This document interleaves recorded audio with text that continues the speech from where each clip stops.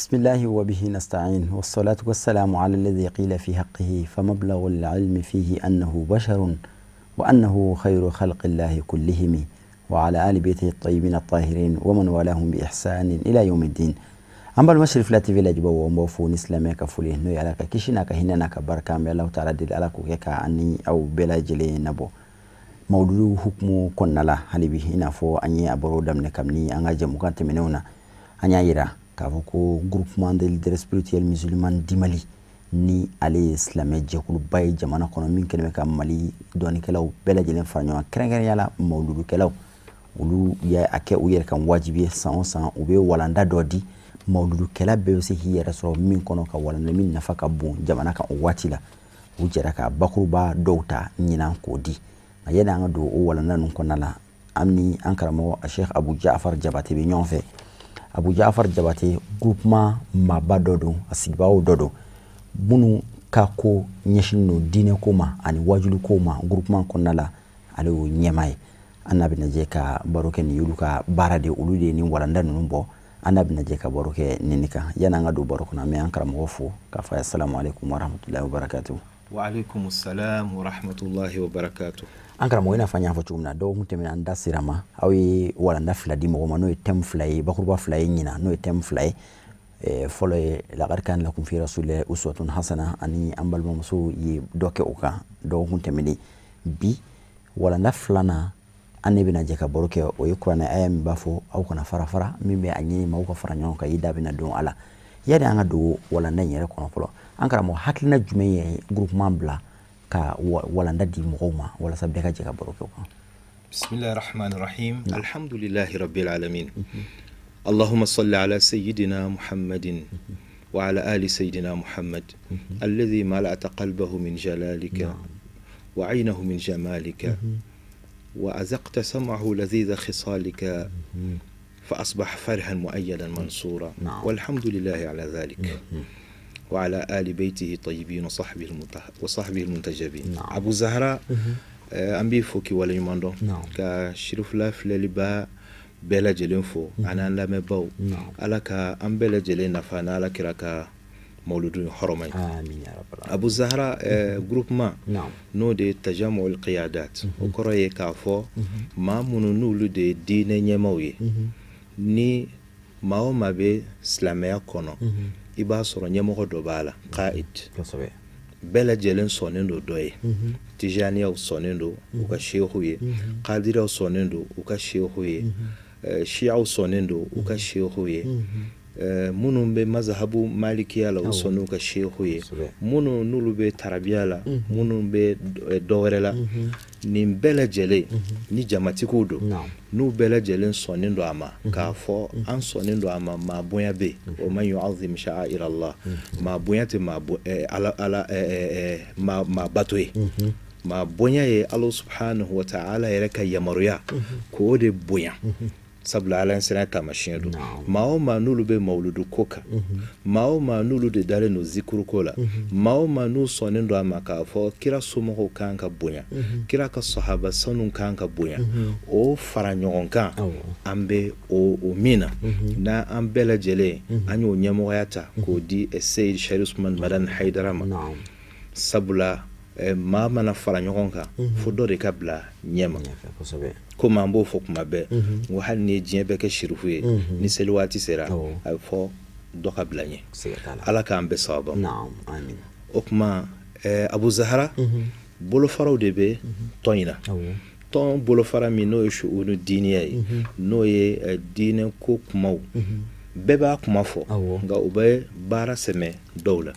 donc o ɲɛmaaba o de ye Dr Hamza hafizahullah ale bolo sɔgɔlalen ninnu waati in na an b'a la deli ala k'a dɛmɛ a ka baara la n'o ye hiji o koɲɛw ye ala ka an bɛɛ sababa ma donc anw minnu dalen don a kan n'a ale yɛrɛ fana ye anw kɛ a dɛmɛbaga ye o kow la ni waati mana se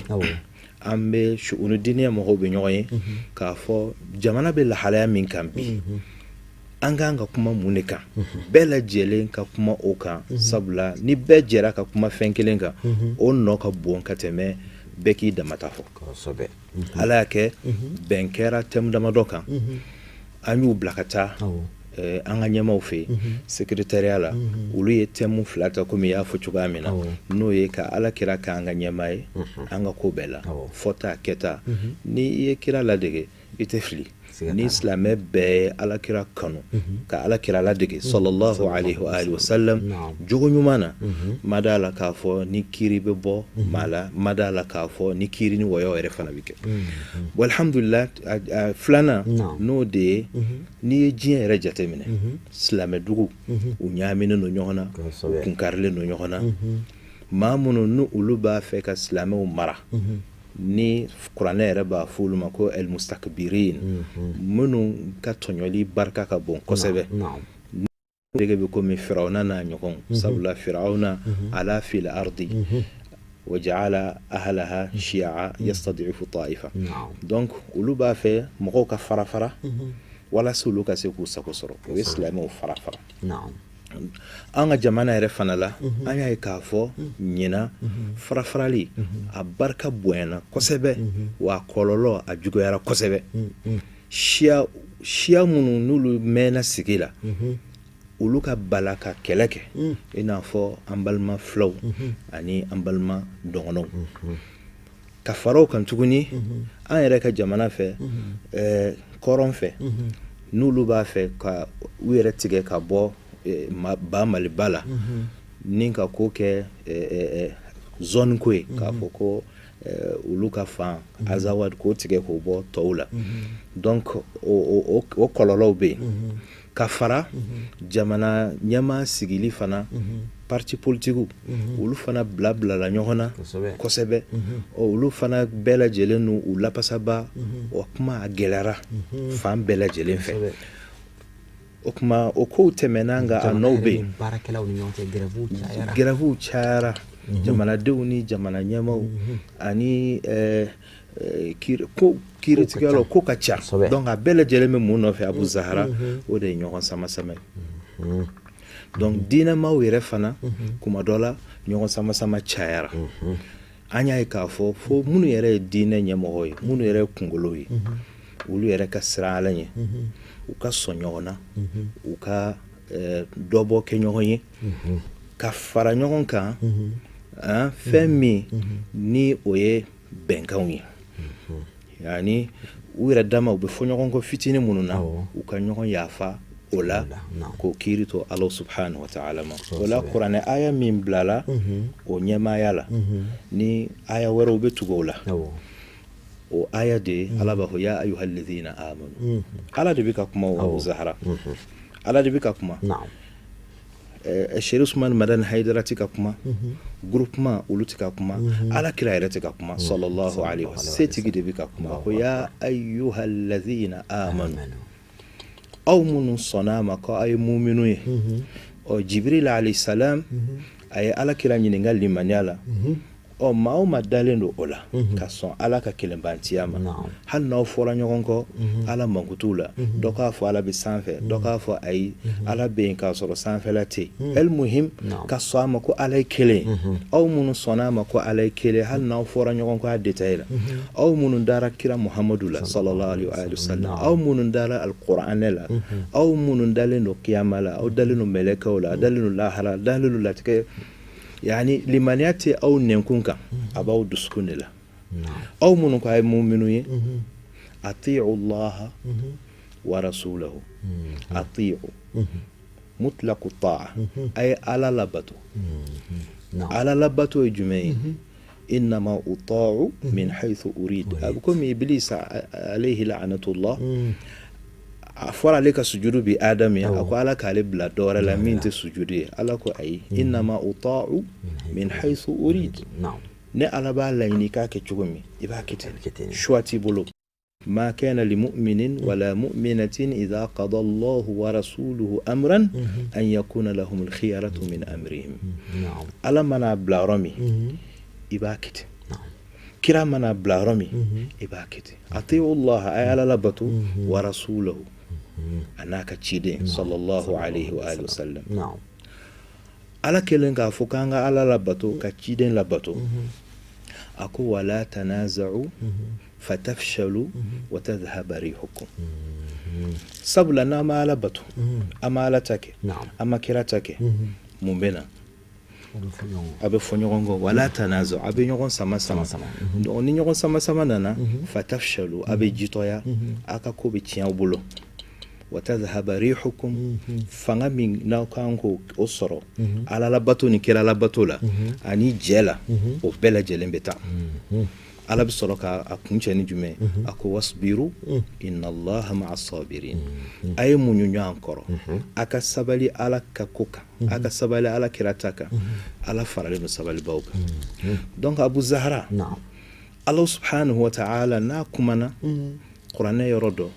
dɔ b'a a walawala i b'a ye an bɛ kira ka mawludu de la sallallahu alaihi wa sallam o kuma f'an ka misaliyaw de di ala kira yɛrɛ ka ɲɛnamaya la a ko minnu ale tile la k'o ɲɛfɔ ani kira ye kangari minnu da labanmaw ye a ɲɔgɔn ka n'u sɔrɔ ala kira tile la sallallahu alaihi wa sallam an ye kuranɛ aya min kalan sisan o kuranɛ aya in aya wɛrɛ bɛ yen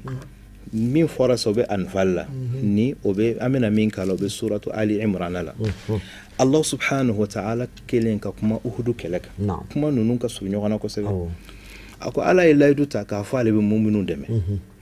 ala y'u dɛmɛ Badru Uhudu kɛlɛ la kɛlɛ daminɛ muminun kun sera a ko walaqad sadaqakumullahu wa'adahu istahussunahum bi iznihi حتى إذا فشلتم وتنازعتم في الأمر وعصيتم من بعد ما أراكم ما تحبون منكم من يريد الدنيا ومنكم من يريد الآخرة يا أبو زهرة الله سبحانه وتعالى كو أكو على كلاك على يلا أي لايدو من تكابا ومؤمنون دم أي أبو أسرف ده سبلا كلاكم فلولا ودجرا ولا أيو فقا كسبب حتى إذا فشلتم فوق ما مناونا نجيتويا كسرا مؤمنون سرانكم مجمع وتنازعتم في الأمر أي نيغون سما كولا إما على كوكو anga ala ni kira labato anga na ɲɔgɔn sama ina na kuma jumɛn kada ka ala kira sallallahu alaihi wa alihi ale bɛ kɛlɛ ɲɛdɔn a kun ye a ka kɛlɛcɛw a kun y'u classé cogo min classement hali balontana ni ye entraîneur sɔsɔ a ti ɲɛ dɛ ala kira sallallahu alaihi wa alihi a kun ye classement kɛ cogo min ka mɔgɔ 50 k'ulu bila kulu yɔrɔ dɔ alhamdulillah e yɛrɛ taara Uhudu ziyara Jabal Rumat minnu an bɛ se k'a fɔ tireur d'élite quoi minnu tɛgɛ ka di kalafili la a ye mɔgɔ 50 a y'olu dogo ye a ko aw ka to yen k'olu ɲɛmɔgɔ kɛ jɔn ye Abdullah ibn Jubair radiyallahu ta'ala anhu a ko a y'a ye an ser'u la o an ma s'u la o aw ka to a nɔ la an ser'u la a ye to aw nɔ la n'a y'a ye fana k'a fɔ u bɛna s'an na aw kana jigin aw ka to aw nɔ la ala ko cogo di a ko wa asaytu min ba'di ma arakum ma tuhibbun kuma min ni silamɛw y'a ye ko daminɛ la ko kɛlɛ dajar'u la ni mushriku commencera ka boli mushriku musow comme tafsiru b'a fɔ cogo min olu y'a daminɛ u bɛ ka boli ka yɛlɛn kulu la u gɛnɛkalaw o bɛ ka ye silamɛcɛ dɔw fɛ khalkhalu b'o la n'o ye nɛgɛ min bɛ don sen na dɔw fana negera ka sin k'a fɔ k'u bɛ jigin ka na al-ghanima ko kɛlɛ tɔnɔ ko sabula mushriku bolila ka u ka ɲɛma Abdullah ibn Jubair o bɛ k'a f'u ye ko a kana ta ala k'an bɛ sababa ma donc u ye fɛn ye fɛn min jar'u ye u ye ala kira sɔsɔ komi ko b'o de la yani ɲɛma an ka ɲɛma sɔsɔ dabila n'an sɔnna ka maa min kɛ an ka ɲɛmɔgɔ ye an kana sɔsɔ sabula o sɔsɔli o de bɛ na ni kɔlɔlɔ ye donc qiyada n'o ye ɲɛmaya ye a y'o jɔyɔrɔ de fɔ Abu Zahra o de b'an bila an ka alakira ka hadisa wɛrɛ k'o kɛ ka nin yɔrɔ in kɔkɔrɔma don alakira sallallahu alaihi wa alihi wa sallam a bɛ bay'a minɛ sahabaw la waati minnu na Ubadata ibn Samit radiyallahu anhu sahaba badu o b'a lakale k'a fɔ olu ye layidu di alakira ma a dɔ kun ye jumɛn wa alla nunazi al-amra ahlahu illa an taraw kufran bawahan indakum fihi min Allah burhan. Ako an yi kira bai'a ka fai ni maa min sigira silamɛw ka ɲɛmaaya la n'a n'a ka kan an tɛ ɲɔgɔn sama sama ne de bɛ k'a ye e tɛ k'a ye an t'o kɛ ko fo ni ɲɛmaa min ni a sigira n'a nana kafiriya da kɛnɛ kan kafiriya min bɛ kɛnɛ kan bawahan e yɛrɛ Muhamadu Abdulayi Suwadu ka kasida ye n'o ye buh ayyuhal qalbu buh min baha ya buhu o de ye k'a fɔ k'a da kɛnɛ kan n'a ye kafiriya da kɛnɛ kan o la ko jo b'aw bolo a ka ale wuli ka bɔ yen ala k'an bɛ sababa donc Abu Zahra nin ye kuma ɲɛbila ye k'a jirila k'a fɔ alakira sallallahu alaihi wa alihi wa sallam a y'a jira a ka mantow na k'a fɔ u kana ɲɛmɔgɔw o sɔsɔ o kuma u ka bɛn u ka to kelen kan ala k'an bɛn sababa ma. E bɛ kuma ɲɛbila la an bɛ waati laban yɔrɔ la e ko kuma ɲɛbila hadi bi ala ka hakili ɲuman d'a ma ala k'a bɛn waati na cogoya kama mawuludukɛlaw yɛrɛ jɔyɔrɔ ye jumɛn ani mawuludu yɛrɛ kɛli jɔyɔrɔ ye jumɛn ɲɔgɔn sama sama min bɛ maaw ɲɔgɔn cɛ ka se k'a ban. Bon alhamdulilahi rabbil alamin mawuludu yɛrɛ kun ye an ye nin min fɔ sisan k'a fɔ kɛlɛ minnu bɛ yen sɔsɔli minnu bɛ yen i b'a sɔrɔ a caman a kun komi an ye thème min développé a bɛna di mɔgɔw ma ba ye a kun ye hasidiyaw de ye a kun ye jɔyɔrɔ ye a kun ye diɲɛ ye an ka alakira ladege sallallahu alaihi wa sallam ka diɲɛ kanu bɔ an dusukun na an ka fara ɲɔgɔn kan an ka fara ɲɔgɔn kan an ka kunu ɲɔgɔn ye an ka to ka kuma ɲɔgɔn fɔ ɲɔgɔn ye ko o ko n'o de bɛ kɛ sababu ye k'an la shetanɛ kuma jugu fɔ la ani kɛwale dɔw la an k'o bɛɛ lajɛlen dabila an ka to alakira kɔ sallallahu alaihi wa alihi wa sallam an k'an dusukun kɛ i b'a fɔ alakira yɛrɛ y'a fɔ cogo min sallallahu alaihi wa alihi wa sallam n'o ye muminu dusukun mana kɛ ten ka ban a tɛ kɛlɛ kɛ a tɛ wɔyɔ kɛ alakira sallallahu alaihi wa alihi wa sallam a ko sahabaw ma don dɔ la walima qila u nana alakira ɲininka don dɔ ko ya rasulallahi ayu nasi afdal ko maa jumɛn de ka fisa ni maa bɛɛ ye qala kullu makhmumil qalbi saduqil lisani ko maa o maa n'a dusukun kɛra makhmuman dusukun ye dusukun min ni juguya t'a la nɛnkun a ka tiɲɛ fɔ sahabaw ko kira ma e arabu kan dunan fɔ an ye saduqul lisani tiɲɛ fɔla an b'o kɔrɔ dɔn nka makhmumul qalbi o arabu kan dunan ye anw ma o kɔrɔ ye di a ko huwa taqiyu annaqiyu la ithma fihi wala baghya wala ghilla wala hasada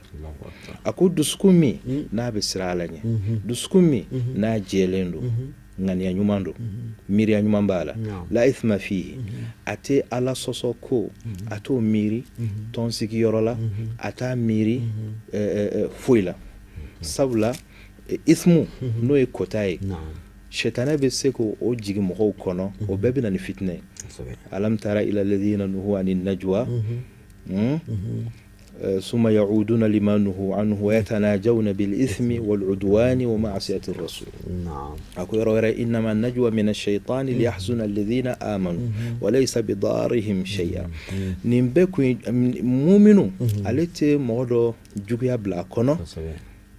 ante taabolo ko yɛrɛ o juguya man ka bila yen sabula mɔgɔ dɔ de bɛ taabolo dɔw la wala hasada ani hasidiya fana tɛ ala k'an bɛɛ sababa ma Abu Zahra donc kuma laban na dɔrɔn alakira sallallahu alaihi wa alihi wa sallama a ye min ɲini an fɛ mawuludu in na n'an bɛna kuma o kan o de ye kullul muslim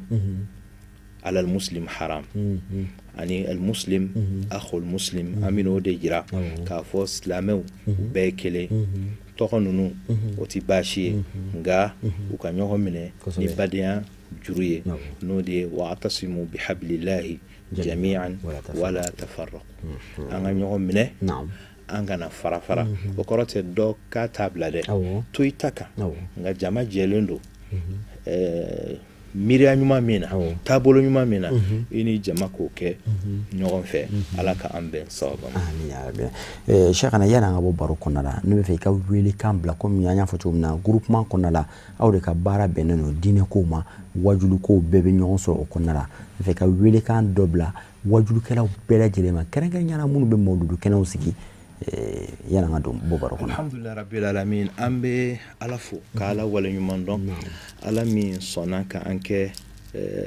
jamakulu la, jamakulu minnu ni olu bɛ Ala subhanahu wa ta'ala ka taamasiyɛnw, Ala ka donbaw, Ala ko fɛn minnu ka bonya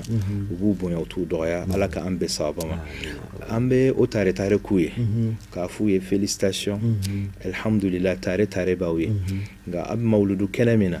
an bɛ kira min ladege rahma, hinɛ nabiyuman don, a tɛ mɔgɔ si agressé ni kuma jugu ye, an ka kuma ɲuman fɔ, an ka jogo ɲuman yira. Alakira sallallahu alaihi wa alihi wa sallama a ye ko minnu kɛ min y'a to jamakulu minnu n'olu fɔlen don ɲɔgɔn kɔ k'u bɛn, i n'a fɔ Awusu ni Khazraji, i n'a fɔ komi fulaw ni dɔgɔw bɛ cogo min, Alakira yɛrɛ kɛra sababu ye k'olu deli ɲɔgɔn na cogo min, an ka mɔgɔw dege o la. Donc kuma labanna, Alakira ye min fɔ sallallahu alaihi wa alihi wa sallam, a ko al-mu'minu ya'lafu wala khayra fi man la ya'lafu wala yu'lafu. A ko mu'minu bɛ sɔn a ka dege mɔgɔw la, o de ye diplomasi ye, ani mɔgɔ bɛ kun. Mu'minu bɛ sɔn ani mɔgɔ ka jɛ sigi la, hali n'u tɛ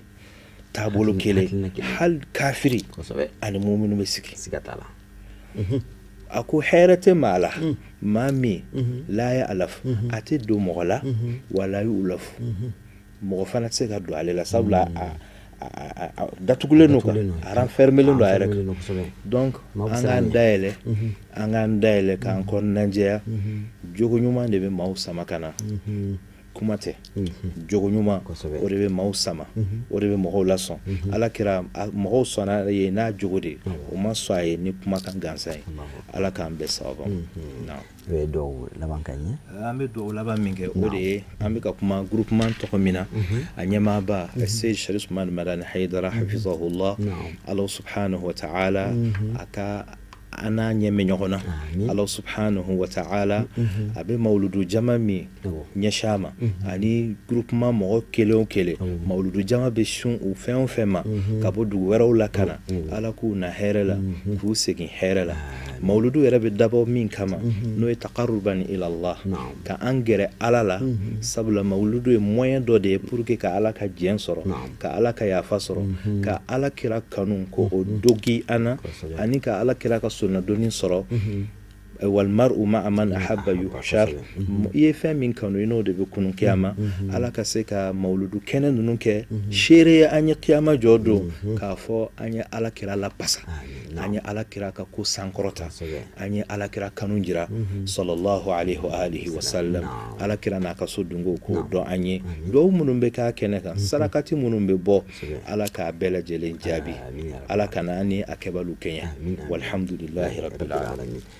An bɛ segin k'i fo k'i waleɲuman dɔn aw ka nin cɛsiri n'aw ka wulikajɔ la, groupement ka bolofara min ɲɛsinnen don diinɛ ko ni wajulu kow ma, aw ka équipew bɛɛ lajɛlen, ka groupement ma bɛɛ lajɛlen fo kɛrɛnkɛrɛnnenya la a ɲɛmaaba n'o ye Seydi Sharif Usmani Madani Hayidara, ka duwawu kɛ a ye ka tila ka duwawu ɲini a fɛ. Yani an ka bɔ kuma in kɔnɔna la, a b'a dɔn bi an bɔra ka bɔ ziyara la don ɲuman na n'o ye Sherifu ka ziyara ye, o kɛra bi alamisa in na, o kuncɛra duwawu kɛra. An bɛ Alahu taala deli duwawu minnu kɛra an ka Sherifu ni Ala ka bɛɛ lajɛlen jaabi u ye. An taara mago min fana yira Alahu taala la ni Sherifu ninnu bonya kama, an bɛ Alahu taala deli Ala ka mago ninnu bɛɛ lajɛlen dilan, Ala ka mawuludu fana yira an na hɛrɛ la. Jama min bɛna mawuludu la, Ala ka na n'u bɛɛ lajɛlen ɲuman ye. Maa min bɛ taa mawuludu kɛ diɲɛ fan o fan, Ala ka bɛɛ lajɛlen se i ka mawuludu kɛyɔrɔ la hɛrɛ la, ka segin i ɲuman na hɛrɛ la. Duwawu minnu bɛ taa kɛ mawuludu kɛnɛ kan, i n'a fɔ an y'a fɔ cogo min na, Ala ka duwawu ninnu jaabi bɛɛ lajɛlen, silamɛ bɛɛ kɛrɛnkɛrɛnnenya la an ka jamana, Ala ka mawuludu duwawu ninnu kɛ sababu ye ka basigi don an ka jamana kɔnɔna na.